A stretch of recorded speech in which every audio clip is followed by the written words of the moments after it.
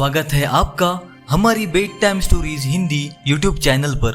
अगर आपको हमारी कहानियाँ पसंद आ रही है तो हमारे चैनल को सब्सक्राइब करना ना भूले। तो चलिए शुरू करते हैं आज की नई कहानी। कहानी का नाम है चार साधु और चोर। चार साधु थे। वे शहर के पास एक जंगल में रहते थे और भगवान का भजन स्मरण करते थे। उन चारों साधुओं की अपनी अलग अलग एक निष्ठा थी। एक दिन वहां के राजा ने अपनी स्त्री से कहा कि हमें अपने लड़के को अच्छा संत बनाना है, फिर वह चाहे राज्य करे चाहे साधु बने। रानी बोली कि महाराज, जो संत बनना चाहता है वही संत बन सकता है, दूसरे के बनाने से कैसे बन जाएगा? आपका और मेरा उद्योग थोड़े ही काम करेगा।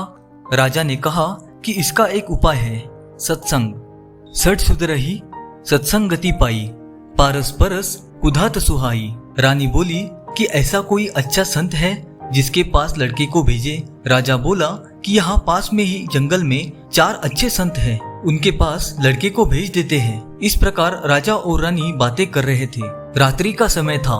देवयोग से एक चोर जो चोरी करने के उद्देश्य से वहाँ आया था, छिपकर उनकी बातें सुन रहा था। उस चोर के मन में आया कि चोरी करने से मैं फंस भी सकता हूँ, पर साधु बन जाऊं तो काम बन जाएगा। राजकुमार आएगा और मेरा चेला बन जाएगा, फिर चोरी करने की क्या जरूरत है। चोर ने गेरुआ वस्त्र पहन लिए और जंगल में चला गया। उसके मन में आया कि कोई पूछेगा तो मैं क्या उपदेश दूंगा। ऐसा सोचकर वह चार संतों में से पहले संत के पास गया और पूछा कि महाराज, कल्याण कैसे होगा? संत ने कहा, भाई, किसी का जी मत दुखाओ, किसी को दुख मत दो, दिल किसी का मत दुखा, यह दिल खुदा का नूर है। चोर ने बोला, और महाराज? संत बोले, और की जरूरत नहीं, इस एक बात से ही काम बन जाएगा। फिर चोर दूसरे संत के पास पहुंचा और बोला कि महाराज, मैं कल्याण चाहता हूँ, कोई उपाय बताओ। संत बोले, कभी किंच मात्र भी झूठ नहीं बोलना, सदा सत्य ही बोलना, चाहे गला क्यों न कट जाए। जैसा देखा, जैसा सुना और जैसा समझा, ठीक वैसा का वैसा कह देना। सांच बराबर तप नहीं, झूठ बराबर पाप, जाके हृदय सांच है, ताके हृदय आप। चोर बोला, और कोई बात? संत बोला, और की जरूरत नहीं है। अब वह चोर तीसरे संत के पास गया और बोला कि महाराज, मेरा कल्याण कैसे होगा? संत बोले, सीधी सादी बात है, रात दिन राम राम करो, जुगती बताओ जालसी, राम मिलन की बात मिल जासी ओ माला जी, राम रटो दिन रात। चोर बोला, और कोई उपाय? संत बोले, और उपाय की जरूरत नहीं है। अब वह चौथे संत के पास पहुंचा और बोला कि महाराज, कल्याण कैसे होगा? संत बोले, भाई, एक भगवान के शरण हो जाओ, मन में यह बात अटल रहे कि मैं तो केवल भगवान का हूँ। जैसे विवाह होने के बाद लड़की के मन में यह बात दृढ़ हो जाती है कि मैं कुंवारी नहीं हूँ, मेरा विवाह हो गया है, ऐसे ही मन में यह बात दृढ़ हो जाए कि मैं भगवान का हो गया, अब मैं और किसी का नहीं हो सकता, मेरे तो गिरधर गोपाल, दूसरों न कोई। चोर बोला, और कोई बात? संत बोले, और की जरूरत नहीं है, इतना ही काफी है। चोर ने संतों से चार बातें सीख ली और आगे जाकर बैठ गया। अब राजा आया, वह क्रमश चारों संतों के पास गया। चारों ने एक ही बात कह दी। राजा ने देखा कि आगे पांचवा साधु भी बैठा है। राजा उसके पास भी गया और प्रार्थना की, महाराज, कृपा करके कल्याण की बात बताए। वह साधु वेशधारी चोर चुपचाप ध्यान में बैठा रहा, कुछ नहीं बोला। राजा ने ज्यादा प्रार्थना की तो वह बोला, मैं जैसा बताऊंगा वैसा करोगे? राजा ने कहा कि हाँ महाराज, मैं वैसा ही करूंगा। वह बोला, किसी का जी मत दुखाओ। राजा बोला, और कोई बात? वह बोला, भगवान के नाम का जप करो। राजा बोला, और कुछ बताइए? वह बोला, भगवान की शरण हो जाओ। राजा बोला, महाराज, और कोई बात? वह बोला, संत जैसा कहे वैसा कर दो। राजा ने मन में विचार किया, यह संत ज्यादा ऊंचा है। अन्य संतों ने एक एक बात कही, पर इन्होंने 5 बातें कह दी। राजा बड़े सरल स्वभाव का था, उसको मालूम नहीं था कि संत की पहचान इस तरह नहीं होती। राजा लौटकर महल में आ गया। रात होने पर वह चोर फिर छिपकर महल में आया। जब राजा रानी के पास गया तब वह चोर दरवाजे के पीछे छिपकर उनकी बातें सुनने लगा।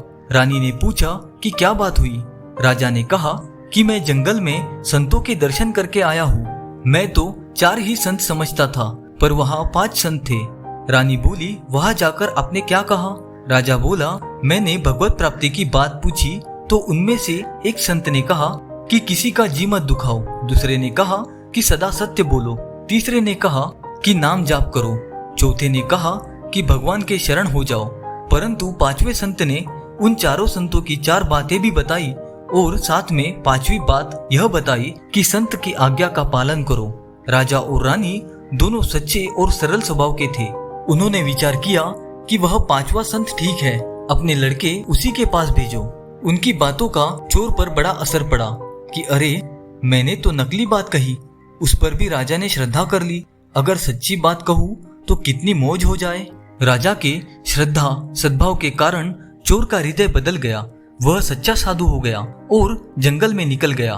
उसने विचार किया कि चार बातों का तो ठीक पालन करूंगा, पर पांचवी बात का पालन तब हो जब कोई अच्छा और सच्चा संत मिले, कोई ऐसा भगवान प्राप्त संत मिले जिनकी आज्ञा का पालन करूं। वह संत को ढूंढने में लग गया।